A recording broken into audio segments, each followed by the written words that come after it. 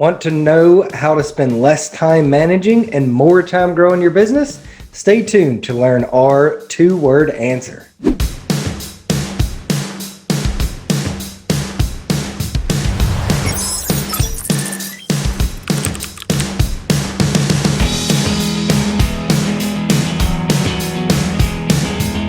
Hey everybody, welcome to the iProv vlog, where we help business leaders grow their business. Do me a favor, hit subscribe, also hit that bell icon so you'll get notifications next time we produce a new video. I'm Jordan Smith, as always, joined by Patrick Laughlin. What's up, Pat? What's up, Joe? I think we're having some internet troubles today. This may be an interesting vlog. Did I freeze again? Yeah, but it's okay. Let's just keep rolling. Okay. It's the brave new world we live in, Joe. Hey, here we go. We're talking all about strategy this week. So just kind of a quick recap, right? As iProv, we've got a process called Vista, where business leaders and different types of organizations call us in, especially towards the end of the year, beginning of the year, middle of the year, really doesn't matter, to be an extension of their leadership team and help them plan out what success and what outcomes they want. So we've got some other videos talking about vision. If this is your first one, hit pause, go watch a couple of those. These next couple of videos, we're gonna be talking about strategy. Today specifically, we're gonna be talking about planning sessions and how to make sure that everybody's on the same page. Yeah, so Joe, we promised everybody that we had sort of a secret to spending less time managing and more time growing your business. And it's a two-word answer. The answer is annual planning, and I guarantee you we just lost half the people that were watching this because there is nothing that most business owners hate more than the thought of spending a day in a room sort of communicating what needs to happen in the next 12 months. But it's critical. Yep. Like an annual plan lets everyone in your company know what they need to be working on for the next 12 months. The real benefit is you spend less time answering questions, putting out fires, and making decisions, which is what most business owners spend all of their time doing. And you get more time to focus on the things that have real impact on your business. And when you make those impacts, you tend to grow. And when you grow, then you get more resources to help you get where you want to get. And that's important. So an annual planning meeting, if you follow our recipe, is not the most brutal thing in the world. It's worth a day in a room for most leaders, and the long-term impacts are pretty tangible. So, I like to start an annual planning session with a review of sort of where the company's been, and I really like to spend time sort of looking at the wins and celebrating accomplishments, because wins equal momentum. And momentum is the key to creating rapid growth and a winning culture. Yep. Also, it's important during these meetings to know that problems should come up and there should be conflict in these conversations. But you're not attacking somebody's work or them specifically. We're all trying to get the outcomes that we desire, right? Yeah. So all we're trying to do is improve process. So it's also important to spend a little time reviewing what didn't work so well over the past year. Being honest and critical about the problems that exist and where expectations were not being met, and set that precedent on the front end. Hey, this is a positive meeting, but there also should be conflict in this room. We should be open and honest about raising our hand and talking about the processes or the tactics or even the strategies that hasn't worked over the past year. And it's not an attack on anybody individually. It's just trying to improve what we want to improve on. And remember, it's important to be positive though. True progress comes when everybody feels like they can be open and vulnerable, right, Pat? Yeah, exactly. After you sort of have gone through the wins and you've sort of got this sort of problems list, as we like to call it, then it's time to sort of look at your long-term goals. We like to call them long-term outcomes. To us, if you execute properly, the things that you're working towards long-term should just be inevitable. So we like to call them outcomes. But if you like goals, that's fine too.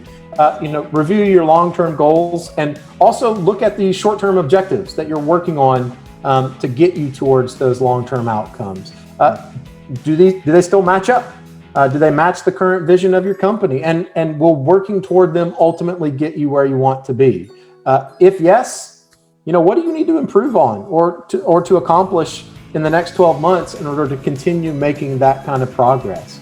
And then the next question to ask yourself is, what are the key results that come if we execute to the best of our ability? And sort of knowing those couple of things will really help you as you look at your problems list and where you want to go and decide what to work on for the next 12 months.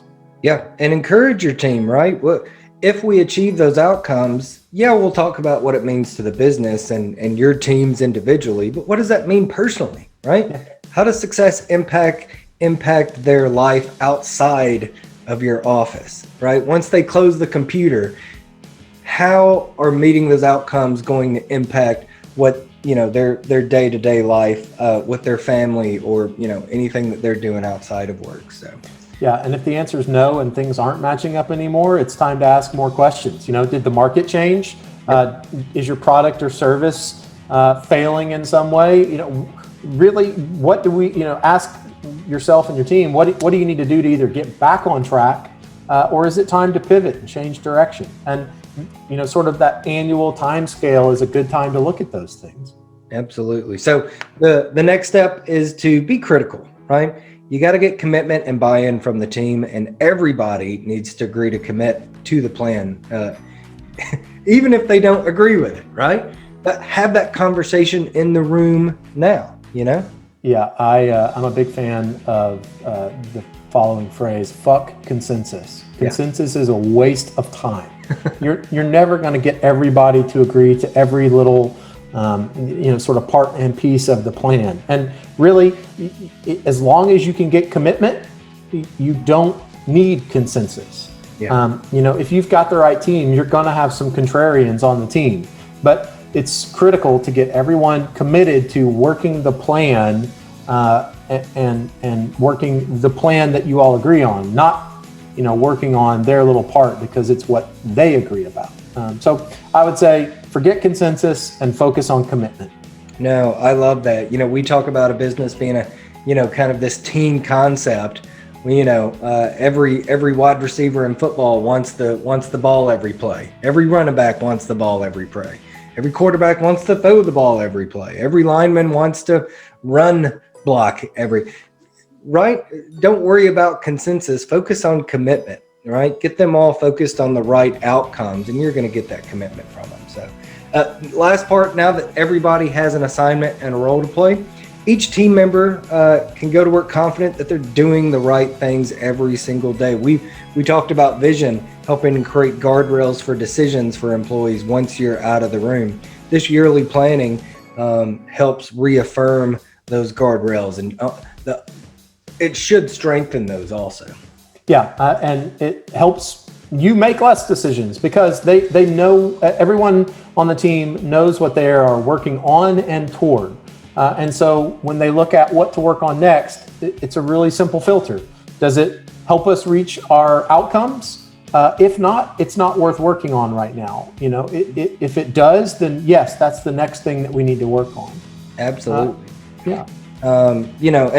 And if you're not sure about where to get started with annual planning, right, leave us a comment or visit us. All our links, you guys are watching this on your computer.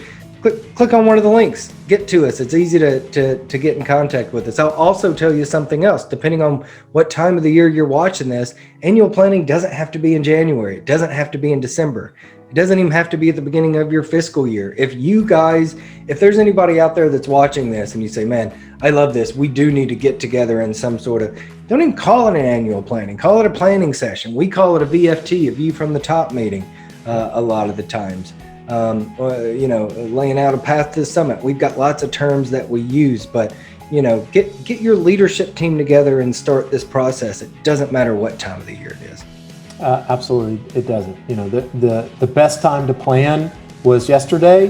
The second best time to plan is today. So, well, hey, comment, subscribe. Like I mentioned earlier, hit that bell, and love hearing feedback from you guys. So again, I'll repeat this: if you like what we've talked about, and you want to implement some of this for your organization and you don't quite know how to, reach out to us. We'd love to have that conversation. Pat, thanks so much. And until next time, peace, peeps.